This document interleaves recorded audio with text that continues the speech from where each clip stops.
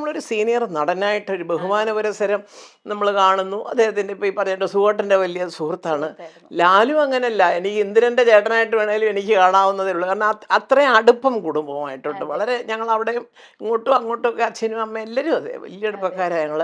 അപ്പോൾ ലാലുവിനെ ഇപ്പോൾ ഈ പുറമേ അങ്ങനെയൊന്നും പറഞ്ഞ് പാചക കസരത്തൊന്നും ചെയ്തില്ലെങ്കിൽ ലാലുവിന് രാജുവിനെ ഇഷ്ടമാണ്. രാജുവിന് അതിനെക്കാട്ടിലും ഇഷ്ടമാണ്. ഇവരെല്ലാം ഈ ലാലുവിൻ്റെ കുസൃതികളൊക്കെ ചിലപ്പോൾ ഈ പിള്ളേരോട് പണ്ട് പറഞ്ഞിട്ടുണ്ട്.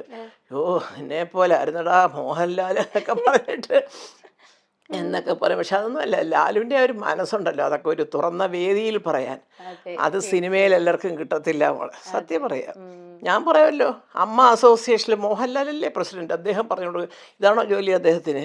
എന്തുകൊണ്ടാണ് ഈ അമ്മയുടെ തലപ്പത്ത് മമ്മൂട്ടി മോഹൻലാലും വരണമെന്ന് ഞാനടക്കമുള്ളവർ ആലോചിക്കുന്നത്? അത് ആരെങ്കിലും ഈ അമ്മയിലുള്ളവർ ചിന്തിക്കുന്നുണ്ടായിരിക്കാം, എന്തോ എനിക്കറിയില്ല. അവരുടെ പേരാണ് നമുക്ക് വേണ്ടത്, അതെ. അല്ലാതെ അവർ രാവിലെ ഇവിടെ വന്ന് അറ്റൻഡൻസ് ഇടുമല്ലോ, ആരൊക്കെ വന്നിന്നേലും വന്ന ഒപ്പിട്ട് അതല്ല അവരുടെ ജോലി. അവർ മലയാള സിനിമയുടെ യശസ് ലോകമെമ്പാടും ഉയർത്താൻ നടക്കുന്ന രണ്ട് വ്യക്തികൾ കാലത്ത്, അതിനാണ് വേറൊരു കമ്മിറ്റിയും ഒരു സെക്രട്ടറിയും ഒരു ട്രഷററും അതും ഇതൊക്കെ ആയിട്ട് കുറേ ആൾക്കാരെ എടുത്തിരിക്കുന്നത്. അവരും ഇല്ലേ, വേറെ ഉണ്ടല്ലോ, കമ്മിറ്റിയിൽ നിന്ന് ആരെങ്കിലും വിളിച്ച് രണ്ടുപേരെ ഇരുത്താം. അപ്പോൾ ഞാൻ പറയുന്നത് അവരവിടെ വരണം എന്നുള്ളതല്ല. അത് മമ്മൂട്ടി മോഹൻലാലാണ് കേട്ടോ എൻ്റെ മറ്റേ തലപ്പത്ത് കാര്യങ്ങൾ. അയ്യോ വേണ്ട, ഇനി അവിടെ ചെന്നതിന് ഒന്നും പറയാൻ നിൽക്കേണ്ട, അവർക്കൊരു മനസ്സിന്. അപ്പോൾ അതെ. അവരോടുള്ള ബഹുമാനം കൊണ്ടാണ് ചിലപ്പോൾ ഒരു പക്ഷേ പല തെറ്റുകളും അമ്മ ചെയ്തു എന്ന് തോന്നുന്നത് മിണ്ടാതെ നമ്മളൊക്കെ വിടുന്നത്. വിടുന്നത്. അതെല്ലാ സംഘടനയിലും അങ്ങനെയാണ്. മനസ്സിലായി. ഇപ്പം തലപ്പത്തിരിക്കുന്ന ആളുടെ ഇൻഡസ്ട്രിയിലെ സ്ഥാനം എന്താണെന്ന് നമ്മൾ നോക്കും അല്ലേ. അതെ. ഈ പറഞ്ഞതിൻ്റെ തൊട്ട് ജീവിതത്തിൽ ഒരു പടമറ്റം എടുത്ത് പൊട്ടി അടപ്പിളകി വീട്ടിൽ ഇരിക്കുന്നവൻ വന്ന് കടഞ്ഞിട്ട് നമ്മുടെ അടുത്തൊക്കെ പറയണം കേട്ടോ, നിങ്ങൾ പടമെടുക്കാൻ വരൂ എന്നൊക്കെ പറഞ്ഞാൽ, സാറൊരിക്കൽ പണ്ടെടുത്ത് ഇല്ലയോ ഒന്ന് എടുത്തു, എന്താ ചെയ്ത് അത് പോയി കൈ പോയി, അപ്പോൾ ഞങ്ങളും പോയാലോ എന്ന് എന്ന് എന്ന് അവ എന്നൊക്കെ ഉപദേശങ്ങൾ പോലെ ഉള്ളു മോളെ എല്ലാം. ഇതൊക്കെ പറഞ്ഞു കഴിഞ്ഞാൽ സത്യം പറയുമ്പോൾ ആർക്കും ഇഷ്ടപ്പെടത്തില്ല. എങ്കിലും ഞാൻ പറയുന്ന അതാണ്, മമ്മൂട്ടി മോഹൻലാൽ സംഘടനയിലിരിക്കുന്നു, പക്ഷേ അവിടെ എന്നും വന്ന് കാര്യങ്ങൾ നോക്കുന്നവർക്ക് തെറ്റുകൾ പറ്റുന്നുണ്ട്. ഞാൻ ഈ അടുത്ത കാലത്ത് പറഞ്ഞില്ല, എൻ്റെ താരണ്ട് അതെ. ചോദിച്ചു കുടുംബയോഗത്തിൽ ചേച്ചി പാട്ട് പഠിക്കും. ഏത് കുടുംബയോഗം? അല്ല അമ്മയുടെ അമ്മയ്ക്കൊരു കുടുംബയോഗം ഉണ്ടായിരുന്നു, ഞാനിവിടെ കൊച്ചിയിലുണ്ട്, ഞാൻ അറിഞ്ഞില്ല.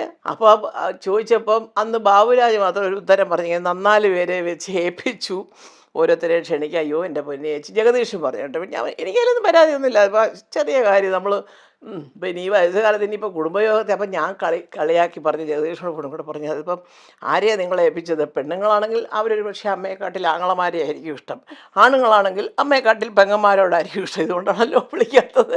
ഇതൊന്നും ഒരു കുറ്റമല്ല. വയസ്സുകാലത്ത് ഈ അമ്മമാരൊക്കെ വന്നിരിക്കുന്ന ഒരു ബുദ്ധിമുട്ടാണ് സത്യം. അയ്യോ അവർ വീഴുമോ അവിടെ കാണുമെന്ന് പിടിച്ചേരെ ഇറങ്ങി പോകുമ്പോൾ എന്നൊക്കെ പറഞ്ഞ് ഒരുപാട് കാര്യങ്ങളാണ്. അപ്പോൾ അതുകൊണ്ട് അതറിഞ്ഞ് നമ്മളങ്ങ് മാറി നിൽക്കുക. അതെ. കുടുംബയോഗത്തിൽ വല്ല പ്രത്യേകമായിട്ട് വല്ലതും ഉണ്ടെങ്കിൽ നമ്മൾ പോകും, സഹകരിക്കും, അതൊരു സംശയമില്ല.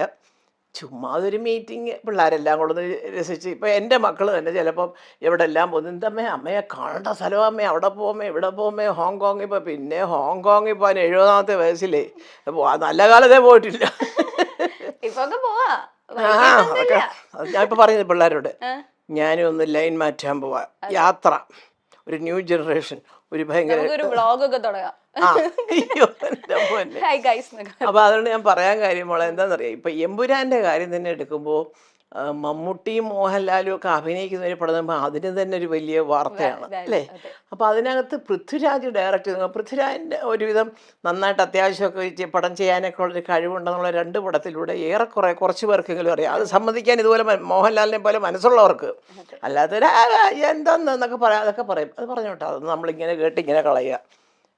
അപ്പോൾ ഇത് രണ്ടും കൂടെ ആയപ്പോഴത്തേക്ക് സത്യം എല്ലാവരുടെ നല്ല അന്തസ്സായിട്ട് എഴുതിയിരിക്കുന്നവരുടെയൊക്കെ കത്തുകൾ വായിച്ചാൽ നമുക്ക് ഭയങ്കരമായിട്ടൊരു അഭിമാനം തോന്നും. ചേച്ചി അതെ. ലാലേട്ടനെ പറ്റി ഒരാളെ വെച്ചിട്ട് ഇങ്ങനെ ഒരു പടം ചെയ്യാനായിട്ട് പൃഥ്വിക്ക് ഒരു അവസരം കിട്ടിയത് തന്നെ വലിയ അതെ. ദൈവാധീനം.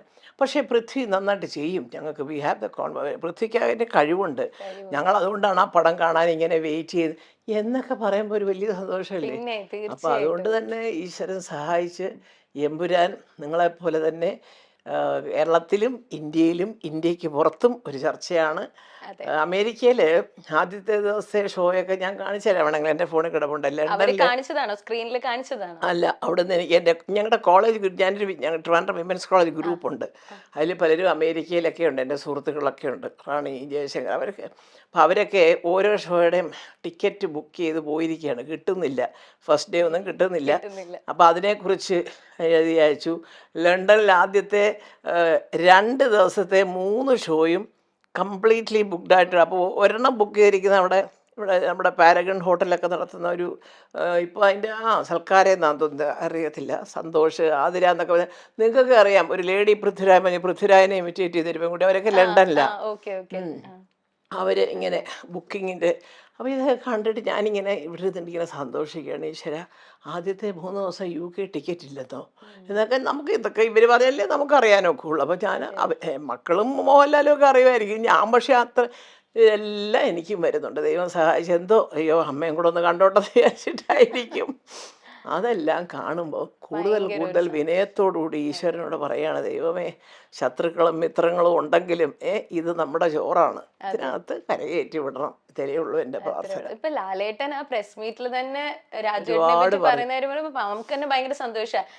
ലാലേട്ടൻ പറഞ്ഞിരിക്കുന്നത് ഇന്ത്യയിലെ ഏറ്റവും വലിയൊരു സംവിധായകനായി മാറും പൃഥ്വിരാജ് എന്നാണ് പറഞ്ഞിരിക്കുന്നത്. ഞാൻ കണ്ടു, അതെല്ലാം ഞാൻ ലാലുവിൻ്റെ എല്ലാം ഞാൻ കേട്ടു. ഒരുവിധപ്പെട്ട പ്രസ് മീറ്റിൽ പറഞ്ഞ കാര്യങ്ങളൊക്കെ കേട്ടു. ഇന്നലെ തന്നെ ആക്ടറായിട്ടാണോ ഡയറക്ടറായിട്ടാണോ ഇഷ്ടം എന്ന് പറഞ്ഞപ്പോൾ ആസ് എ പേഴ്സൺ അതൊക്കെ നല്ല ഒരു, അത് ശരിക്കും പറഞ്ഞാൽ അത് മോളെ, അത് തോന്നിയാലും അല്ല, രണ്ടും അറിയാം എന്ന് പറഞ്ഞാലും അതിന് ഉത്തരവായി അല്ലേ. 2 തരത്തിൽ അയാൾ മിടുക്കനാണെന്ന് പറഞ്ഞാൽ മതി. പക്ഷേ അതിൻ്റെ അപ്പോഴാണ് അങ്ങനത്തെ ഉത്തരങ്ങൾ വരുമ്പോൾ മനസ്സിൻ്റെ അടിത്തട്ടിൽ നിന്ന് ആത്മാർത്ഥമായിട്ടുള്ള ഒരു ഉത്തരങ്ങൾ വരും. അതാണ്, അവിടെയാണ് നമ്മൾ മനസ്സിലാക്കേണ്ടത്. അതിപ്പം മമ്മൂട്ടിക്കും അറിയാം നന്നായിട്ട്. എൻ്റെ മക്കളെ എല്ലാം നന്നായിട്ട് സുഖമായിട്ടുള്ള കാലം മുതലേ വലിയ അടുപ്പക്കാരാണ്. അപ്പം ലാലുവിനെ കുടുംബപരമായിട്ട് ഞാനൊരു കൊച്ചു മോനെ പോലെ എപ്പോഴും, വയസ്സ് വലിയ വ്യത്യാസമൊന്നുമില്ല, എന്നാൽ ലാലു എന്നെ കണ്ട് ഒരുപാട് ഉള്ളതാണ്, ഞാൻ പറഞ്ഞില്ലേ. അപ്പോൾ എന്നാലും ആ ഒരു സ്നേഹവും അടുപ്പവും ഒക്കെ ഉണ്ടല്ലോ. ചുമ്മാ അങ്ങ് വെറുതെ ഈ പത്രമാധ്യമങ്ങളിൽ വരുന്ന ഭാഷ പോലെ തെക്കോട്ടും വടക്കോട്ടും ഇട്ട് കളയാനുള്ളതല്ല. അതൊക്കെ എന്നും നിലനിൽക്കുന്ന ബന്ധങ്ങൾ തന്നെയാണ്.